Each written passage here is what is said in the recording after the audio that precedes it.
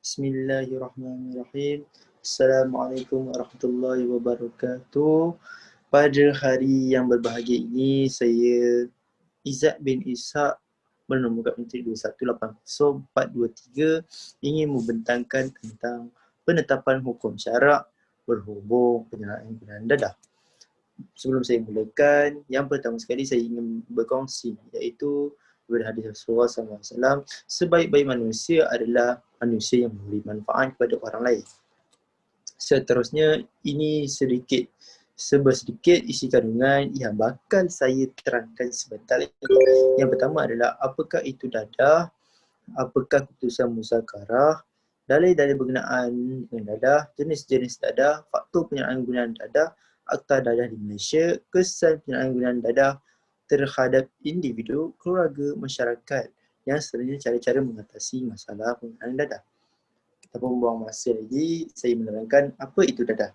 Dadah adalah bahan psikoaktif yang mempunyai kesan paling ketara dan ke atas sistem saraf seperti menyebabkan keadaan mabuk, khayal, ketagih, gangguan tingkah laku dan sebagainya. Penggunaan yang berterusan akan mendatangkan bahaya kepada kerosakan diri, masyarakat dan negara.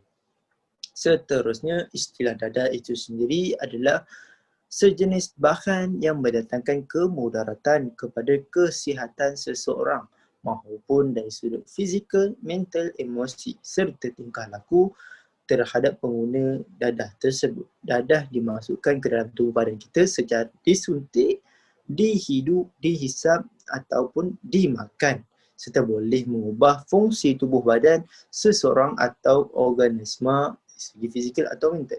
Berdasarkan kaedah kias, dadah ini dielakkan sama dengan khamar iaitu arak. Kita tengok kepada muzakarah, keputusan muzakarah Jabatan Kuasa Fatwa Majlis Kebangsaan Al-Ehwal Agama yang pada April 1981, muzakarah telah memutuskan bahawa sebarang penyalahgunaan termasuk penyalahgunaan dadah adalah hukumnya haram. Yang kedua, dadah hanya boleh digunakan bagi tujuan perubatan yang sah mengikut syarak. Manakala Jawatankuasa Majlis Fatwa Kebangsaan bagi Al-Ehwal Agama kali ke-76 bersidang pada November 2006 memutuskan bahawa jenis-jenis dadah baharu dan jenis-jenis syabu yang mempunyai kesan mudarat kepada kita sama ada ekstasi, ketamin dan GHB. Oleh itu, penggunaan dadah, penyalahgunaan dadah, jenis syabu dan dadah jenis baharu yang lain adalah haram sama sekali. Yang sama ada semua aktiviti ini berkaitan dengan menanam, memproses, memiliki, menjual, mengedar, membeli, membenarkan premis yang digunakan untuk menjual dadah tersebut adalah haram sama sekali. Kita melihat juga kepada dalil berkenaan dengan dadah. A'udzubillahi minasyaitonirrajim daripada surah Al-Maidah. Ya ayyuhallazina amanu innamal hamru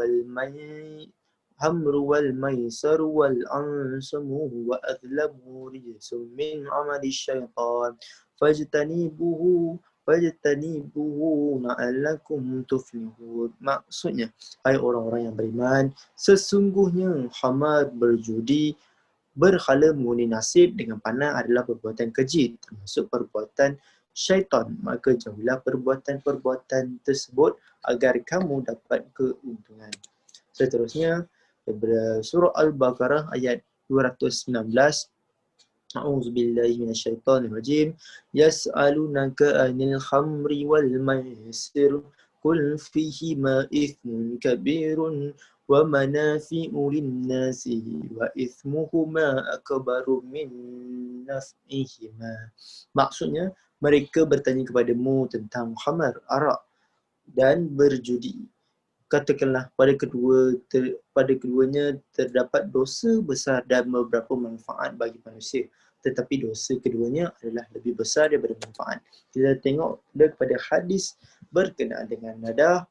Yang pertama, kullu syarabin askaru fahuwa haram.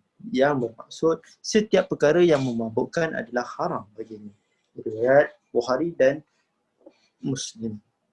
Hadis yang lain daripada Abu Malik Al-Asy'ari radhiyallahu anhu, yang mendengar daripada Rasulullah sallallahu alaihi wasallam bersabda bahawa sesungguhnya manusia dari kalangan umatku nanti akan minum arak dan mereka namakan arak tersebut dengan nama yang lain.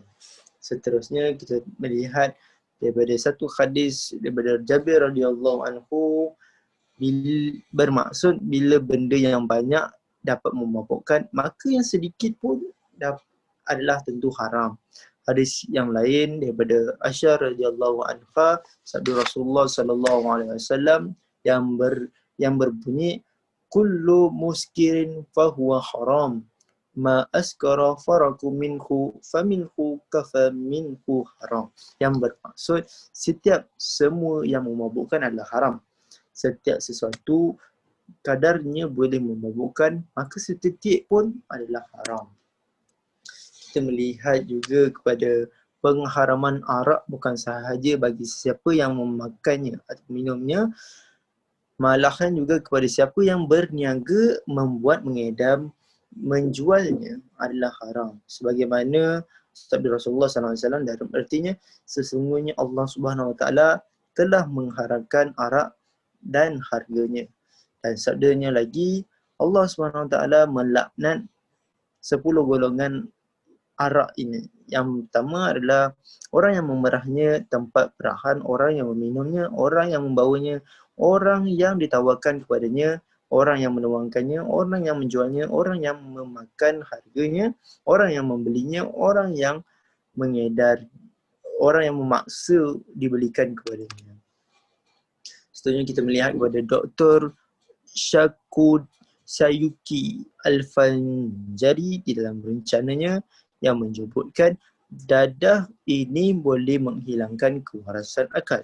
Yang keduanya, dadah ini membawa kebinasaan harta benda. Yang seterusnya, dadah ini membawa kebinasaan jiwa kita. Seterusnya kita melihat kepada jenis-jenis dadah. Yang pertama, hallucinogen, depression, cannabis, opiat, stimulan. Ini adalah zaman-zaman yang lama. Kita melihat juga kepada faktor-faktor penyalahgunaan dadah. Yang pertama, perasaan ingin mencuba. Tekanan daripada masalah yang dihadapi, kurang pengetahuan tentang dadah, dipengaruhi oleh rakan sebaya, kurang didikan agama, ibu bapa yang lalai melaksanakan tanggungjawab. Kita melihat pula kepada Akta Dadah Berbahaya 1952 terhadap pengedaran, mengimport, ekspor, menyimpan, menyembunyikan, membeli, menjual, memberi, menerima. Dadah tersebut adalah haram dan boleh disabitkan kepada pengadilan. Kita melihat juga pada Akta Rawatan Pemulihan. Setiap orang yang mengambil dadah dan menjadi penagih dadah perlu dipulihkan dengan pengawasan dalam tempoh 2 ke 3 tahun. Kita melihat juga kepada kesan-kesan penggunaan dadah terhadap individu. Yang pertama, tidak dapat tidur lena. Individu ni tak dapat tidur lena, panik. Kehilangan rakan, menjadi semakin agresif, ganas, semakin kurus dan seorang itu tidak dapat membuat keputusan yang baik. Kita melihat juga kepada kesan terhadap keluarga, ia menjatuhkan maruah keluarga semestinya, membebankan anggota keluarga, rumah tangga menjadi porak-poranda, menghancurkan harapan ibu bapa dan menjadi penceraian dan perpisahan antara keluarga.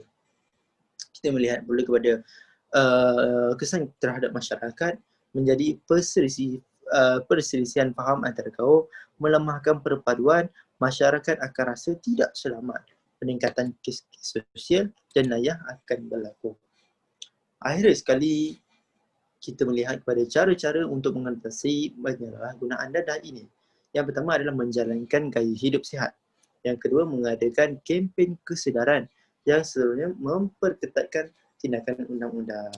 Dan akhir sekali, apabila kita terjebak dengan dadah ataupun orang lain terjebak dengan dadah, adakah kes ini akan menjadi kematian ataupun kita akan menjadi pengangguran yang sangat kering. Itu sahaja daripada saya. Wabillahi taufiq wal hidayah. Wassalamualaikum warahmatullahi wabarakatuh. dan selamat bahagia. Salam satu Malaysia.